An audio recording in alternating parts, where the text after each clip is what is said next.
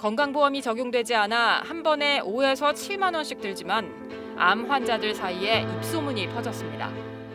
네, 우리 환자들 중에 일부 병원에서 고용량 비타민C 맞으라고 추천받으셨다는 분들이 있어요. 그래서 저한테 선생님 어떻게 해야 될까요? 이렇게 질문을 하는데 우리가 꼭 맞아야 하는지 오늘 좀 말씀을 드려보고자 합니다.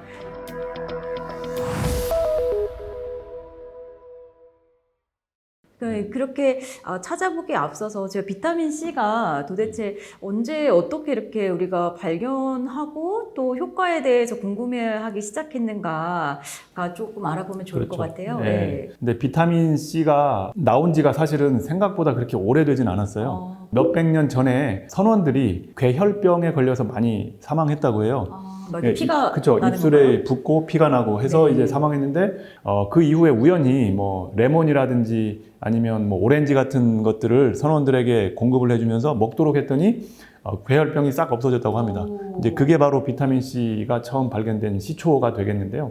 이제 그러한 것들이 점점 발전해서 최근에는 비타민 C가 암에도 좋다더라 이런 얘기들이 나오는 것이고 일부 병원, 일부 의사 선생님들은 비타민 C를 환자들에게 권고를 하기도 해요. 그래서 오늘 과연 비타민 C 고용량 요법이 암 환자들에게 얼마나 좋은가, 크게 상관이 없는가 좀 팩트 체크를 해보도록 하겠습니다. 암 전문의가 팩트 위주로 말씀드리도록 하겠습니다. 네. 많은 유튜버들이 비타민 C 고용량 요법에 대해서 암에 좋다, 상관없다 이런 얘기들을 굉장히 많이 하고 있거든요. 고용량이라고 하면 얼마나 먹어야 고용량인가요? 하루에 필요한 비타민 C의 양은 네. 한 90mg 정도 되거든요. 성인 남자 90mg, 성인 여성이면 한 75mg 정도라고 얘기를 해요. 그래서 100mg이 안 돼요. 음식으로 따지자면 오렌지 주스 한 4분의 3컵 정도가 비타민 C 하루 필요량이 되겠습니다. 그래서 사실은 이제 비타민 C를 이렇게 아주 많이 우리가 섭취를 해야 되는 건 아니에요. 이게 제가 미국 국립보건원에서 나온 요 자료를 영상에 올려드릴 테니까요. 여러분 요거는 오늘 캡처해 두시고 여러분 곁에 두시고 항상 참고하시면 좋겠습니다. 근데 이제 이런 또 하루에 필요한 비타민 C 용량이 있는데 우리가 고용량이다라고 하면 한 500mg 또는 2g까지를 이제 비타민 C 고용량이라고 얘기를 하고요. 메가도스는 그보다 더 높은 용량이에요. 그래서 사람들은 한 10g 정도를 하루에 복용 또는 섭취하는 걸 메가도스다 이렇게 얘기를 합니다. 하지만 이게 어디에 사전적으로 정확히 정의가 되어 있지는 않아요. 고용량은 어디서부터 어디까지, 메가도스는 어느 정도 이상이다라고 정의가 되어 있지 않지만 사람들이 이런 정도를 고용량 메가도스라고 얘기를 하는 것 같다라는 정도로 여러분들 생각하시면 될 것 같아요. 네, 그럼 비타민C 고용량 요법을 찬성하는 그 쪽에서는 어떤 의견을 내고 있나요? 그렇죠. 고용량 요법을 해야 된다라고 하시는 분들은 또 이런 얘기들을 하는데요. 비타민 C가 암에 효과가 없다라고 얘기하시는 분들도 있지만 그러한 이유는 비타민 C 연구가 최근에 활발하지 않아서 그렇다 이렇게 얘기를 하는데 왜 그러냐 하면 비타민 C는 특허가 없잖아요. 그렇죠. 예. 특허가 없어서 누구나 다 비타민 C를 공급할 수 있다. 어떤 제약회사든지 비타민 C를 만들어서 줄 수가 있다. 그렇기 때문에 비타민 C에 대한 연구를 많이 하지 않는다. 특허가 없기 때문에 돈을 벌 수가 없잖아요. 그래서 그런 이유를 하나 들기도 하고요. 두 번째 이유는 비타민 C 고용량 요법은 우리가 먹게 되면 흡수가 잘 안 될 수가 있기 때문에 원래는 효과가 있지만 흡수가 안 돼서 효과가 덜 나타나는 거다. 이렇게 또 얘기하시는 분들 두 번째 이유가 되겠고요. 세 번째 이유는 암치료 의사들 대부분이 뭔가 편견이 있다, 비타민 C에 대한 편견이 있다라고 이 사람들은 주장을 해요. 이게 이제 그분들의 주장입니다. 네, 반대 의견도 들어봐야 될 것 같아요. 그렇죠. 제가 항상 말씀드리는 게 항상 사람은 이제 균형감 있게 모든 사안을 바라봐야 된다 말씀을 드리는데 고용량 요법을 반대하는 쪽에서는 또 어떤 얘기를 하느냐, 고용량 비타민 C의 작용 기전이 명확치 않다라는 거예요. 어떻게 암세포를 죽이는지 명확히 발견이 되어 있지 않다, 연구가 되어 있지 않다라는 것이고, 그리고 고용량 비타민 C를 항암제하고 같이 병합해서 쓸 때 어떤 항암제하고 같이 쓰는 게 좋은지도 명확하지 않고, 그리고 바이오마커도 명확하지 않고, 임상시험을 어떤 식으로 디자인해야 좋은지에 대한 명확한 어떤 기준 같은 게 나와 있지 않다라고 얘기를 하고 있고요. 그리고 지금까지 무작위 배정 임상시험 결과에서 비타민C 고용량 요법이 암 치료에 크게 효과가 있지는 않다라고 이미 결과가 나와 있는데 무슨 연구를 더 할 필요가 있겠느냐 이렇게 또 주장을 하는 것이죠. 네. 그래서 항상 여러분들은 반대하는 쪽, 찬성하는 쪽의 이런 의견들을 양쪽을 다 의견을 들어보셔야 됩니다. 네, 양쪽 의견이 다 일리가 있네요. 그러면 그렇죠. 예. 먼저 한번 효과 있다는 그 연구 결과를 보면 좋을 것 같아요. 비타민 C 연구 결과가 한 50년 전에 처음 나오기 시작했는데요. 메가도스 비타민 C를 가지고 말기 암 환자 100명에 투약을 했었던 이런 임상시험입니다. 하루에 10g을 투약을 했습니다. 그리고 처음부터 경구로 준 게 아니고요. 주사로 10일 동안 투약을 하고 나서 그 다음에 이제 먹도록 한 그러한 연구가 되겠습니다. 이 연구에서 1년 이상 생존한 암 환자들이 22%가 돼서 퍼센트가 높다라고 할 수 있지만 사실은 뭔가 이것만 가지고는 효과가 있나 없나 이렇게 얘기를 하기가 좀 어렵겠죠. 왜냐 비교군이 없잖아요. 네. 예, 그래서 요 연구자들이 어떻게 했느냐면요, 전향적으로 환자들을 비교를 한 게 아니고 후향적 피험자 등록을 했어요. 그래서 비타민C 고용량을 투약한 환자들과 비슷한 조건의 환자들이 투약한 환자와 투약하지 않은 환자를 비교를 하는데 뭐 나이도 비슷하고 성별도 뭐 남녀 같은 성별로 하고 환자들의 어떤 신체 상태도 비슷한 환자들을 1000명을 모아가지고 비교를 했는데 단지 비타민C를 투약을 하지 않았다라는 것만 다른 거죠. 그래서 1000명을 비교를 했더니 이 환자들은 1년 이상 생존한 환자가 이제 0.4%밖에 안 됐다라는 것이죠. 그래서 이 연구자들은 고용량 비타민C 요법이 말기 암 환자에 효과가 있다라고 얘기를 한 거예요. 근데 김슬기 선생님 이 연구를 보면 뭔가 조금 이상하지 않나요? 네, 너무 좀 디자인이 너무 어거지스럽다고 그렇죠. 해야 되나?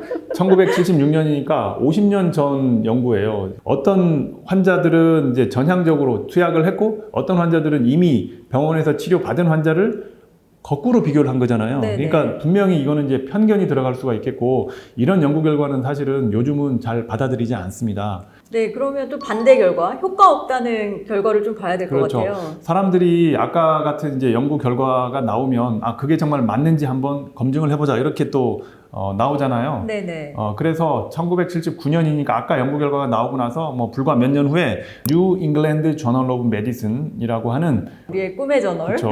꿈의 저널에 발표된 연구 결과인데요. 고용량 비타민 C를 투여한 무작위 배정 3상 임상 결과입니다. 그러니까 무작위 배정 3상이라고 하면 김슬기 선생님 잘 아시겠지만 어떤 임상 시험에서 최고의 퀄리티 그리고 그러니까요. 최고 등급의 디자인을 말하는 거잖아요. 이 연구 결과에서 항암 치료를 더 이상 받을 수 없는 진행성 암 환자들의 한쪽은 비타민C를 10g을 투여를 했고요. 경구로. 네. 한쪽은 위약, 그러니까 가짜 약을 투약을 해서 비교를 했어요. 그랬더니 아까 연구 결과라고 하면 네. 분명히 좋아야 되는데 네. 결과는 차이가 없었다. 그렇죠? 그랬군요. 예, 차이가 없었습니다. 근데 이게 말기암 환자만 등록해서 차이 없게 나오냐 이렇게 그렇죠. 또 예. 사람들이 주장할 수도 있을 것 같아요. 그렇죠. 아까 연구는 더 이상 항암 치료를 할 수 없는 말기암 환자들을 네네. 대상으로 했잖아요. 그래서 또 이제 그 다음에 디자인을 어떻게 했느냐 하면 역시 이제 뉴 잉글랜드 저널 오브 네. 메디슨의 1985년에 출판된 논문인데요. 항암 치료를 받지 않은 4기 대장암 환자, 전이성 대장암 환자. 그러니까 이 환자들은 지금 항암 치료를 막 받아야 돼요. 그런데 네네. 항암 치료를 받기 전에 고용량 비타민 C를 먼저 투약을 해본 겁니다. 그래서 10g 경구 투여, 그 다음에 가짜 약, 위약을 이렇게 비교를 했습니다. 했더니 무진행 생존 기간, 항암제 효과를 평가할 수 있는 하나의 지표가 되는 무진행 생존 기간이 양쪽 군에서 어떻게 나왔느냐 하면요. 비타민C를 투약한 쪽은 2.9개월, 비타민C를 투약하지 않고 위약을 투약했던 군은 4.1개월. 오히려 반대로 그러게요. 비타민C를 투약한 군에서 결과가 조금 더 안 좋게 나왔어요. 이 연구 결과는 뭘 시사하느냐 하면 비타민C 고용량 요법이 항암 치료를 받지 않은 환자를 대상으로 했을 때에도 큰 효과를 발휘하지는 못했다라는 결과를 얘기를 해주는 것입니다. 또 반대 의견이 있으신 분들은 혹시 이 비타민 C를 경구로 흡수해서 이게 잘 흡수가 안 됐기 때문에 이 결과가 이렇게 나온 게 아닐까 또 얘기할 수 있을 것 같아요. 그렇죠. 예리하시네요. 또 이러한 논문이 출판이 됐는데요. 고용량 비타민C를 정맥 주사로 투약을 한 연구 결과이고 역시 무작위 배정 3상 임상 시험 결과입니다. 근데 이 연구 결과가 어떻게 나왔느냐가 굉장히 중요하겠죠. 무진행 생존기간, 전체 생존기간이 두 군이 차이가 없었습니다. 예, 놀랍죠. 그래서 약간 논란이 어느 정도 종식이 됐다라고 봐요. 그러게요. 저는 이제 마음속에 결론을 내렸어요. 어쨌든 이 결과를 보시면 많은 사람들이 이제는 조금 수긍을 하지 않을까 네네. 생각을 합니다. 그렇다면 고용량 비타민 C는 안전한가요?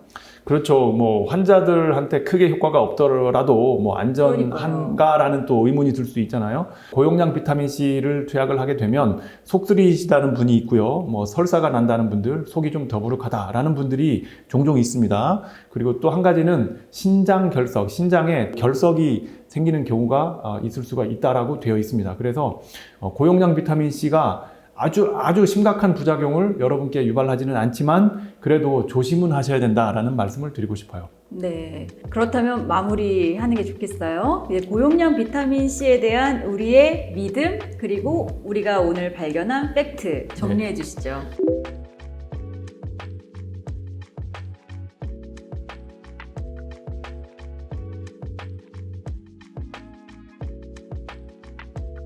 그래서 이제 한마디로 요약해드리면 고용량 비타민 C를 암 치료 목적으로 투약을 하시는 분들은 굳이 그러실 필요가 없다라는 말씀을 드리고 싶고요. 단지 암 환자들의 피로도 감소를 목적으로 하신다라고 하면 그거는 그러할 만한 이유가 충분히 있을 수 있겠다라고 말씀을 드리면서 오늘 영상을 마무리하겠습니다. 좋아요, 구독, 알림 설정 부탁드리겠습니다. 감사합니다.